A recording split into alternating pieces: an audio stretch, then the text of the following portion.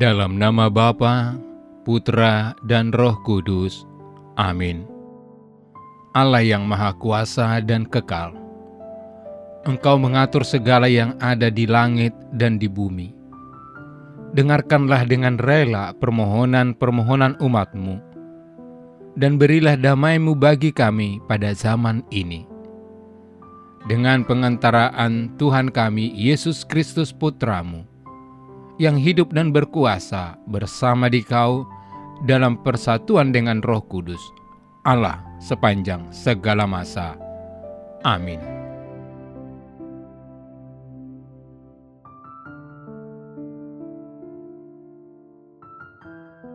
Yesus mengatakan pula suatu perumpamaan kepada murid-muridnya. Dapatkah orang buta menuntun orang buta? Bukankah keduanya akan jatuh ke dalam lubang?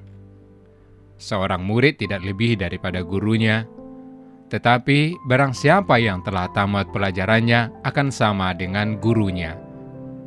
Mengapakah engkau melihat selumbar di dalam mata saudaramu, sedangkan balok di dalam matamu sendiri tidak engkau ketahui? Bagaimanakah engkau dapat berkata kepada saudaramu, "Saudara, biarlah aku mengeluarkan selumbar yang ada di dalam matamu," padahal balok yang ada di dalam matamu tidak engkau lihat? Hai orang munafik, keluarkanlah dahulu balok dari matamu, maka engkau akan melihat dengan jelas untuk mengeluarkan selumbar itu dari mata saudaramu. Demikianlah sabda Tuhan. Saudara-saudari terkasih dalam Kristus, bayangkan dua orang yang berjalan bersama di jalan yang gelap. Keduanya tidak bisa melihat dengan jelas. Jika salah satu mencoba menuntun yang lain, mereka akan segera tersandung dan jatuh. Inilah gambaran yang Yesus sampaikan dalam pengajarannya tentang bagaimana kita seharusnya tidak terburu-buru untuk menilai atau membimbing orang lain jika kita sendiri belum melihat kelemahan kita dengan jernih. Injil yang kita renungkan hari ini berisi pengajaran Yesus mengenai hubungan antara sesama, terutama dalam hal penilaian dan penghakiman. Yesus menggunakan perumpamaan tentang orang buta yang menuntun orang buta, balok dan selumbar di mata, serta guru dan murid untuk menekankan pentingnya sikap kerendahan hati dalam mengoreksi orang lain. Dalam perspektif iman, Injil hari ini mengajak umat untuk merenungkan sikap penghakiman pribadi dan perlunya refleksi diri sebelum menilai orang lain. Yesus bertanya, dapatkah orang buta menuntun orang buta? Bukankah keduanya akan jatuh ke dalam lubang?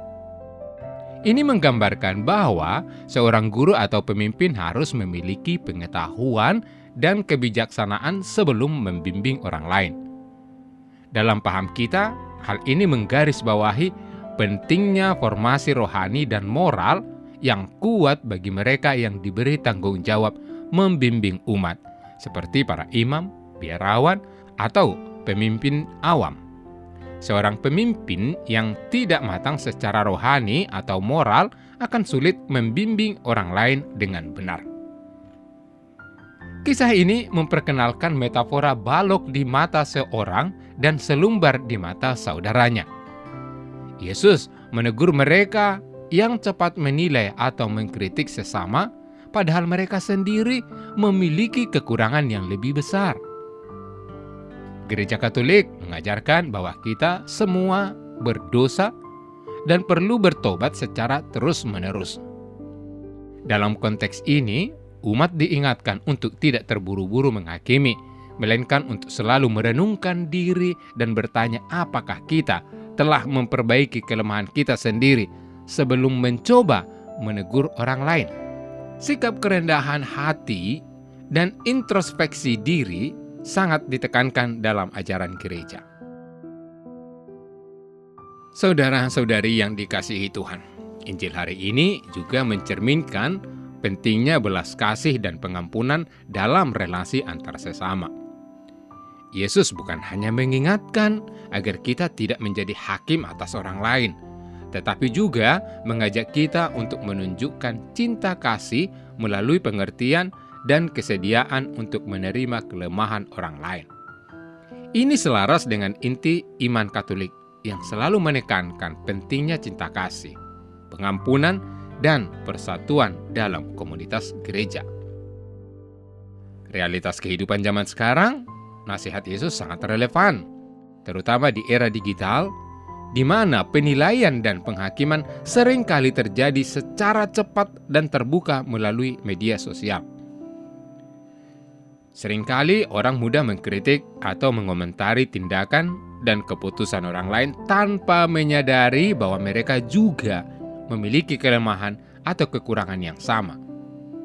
Dalam situasi seperti ini, ajaran Yesus mengajak kita untuk lebih berhati-hati dalam menilai dan mengomentari, terutama jika kita sendiri belum melakukan refleksi diri. Dalam aktualisasi saudara, hal ini dapat diterapkan dengan cara menahan diri untuk tidak langsung menghakimi orang lain secara terbuka, baik dalam percakapan sehari-hari maupun dalam komentar di platform online. Sebaliknya, kita dipanggil untuk terlebih dahulu bertanya kepada diri sendiri, apakah kita sudah memahami situasi dengan benar? Apakah kita juga memiliki kekurangan yang perlu kita perbaiki? Dalam dunia yang seringkali keras dan tidak penuh belas kasih, ajakan Yesus untuk introspeksi, kerendahan hati, dan kasih menjadi sangat penting untuk membangun relasi yang lebih baik dan harmonis dengan sesama. Di lingkungan keluarga, sekolah, atau tempat kerja, kita dapat mempraktekkan ini dengan lebih banyak mendengarkan daripada menilai. Misalnya, alih-alih mengkritik rekan kerja atau anggota keluarga yang berbuat kesalahan, kita bisa mulai dengan mencoba memahami apa yang mereka alami dan memberikan dukungan yang membangun. Pendekatan ini bukan hanya akan menciptakan suasana yang lebih positif, tetapi juga memperkuat sikap saling menghargai dan pengampunan dalam hubungan kita. Tuhan memberkati. Bapa yang penuh kasih, betapa selama ini kami tidak mengindahkan kehendak-Mu untuk mendengarkan dan melaksanakan perkataan-Mu. Bantulah kami untuk semakin percaya bahwa pondasi iman kami diletakkan pada sabda-Mu. Doa ini kami unjukkan dengan perantaraan Kristus Sang Sabda yang hidup dan berkuasa, kini dan sepanjang masa. Amin.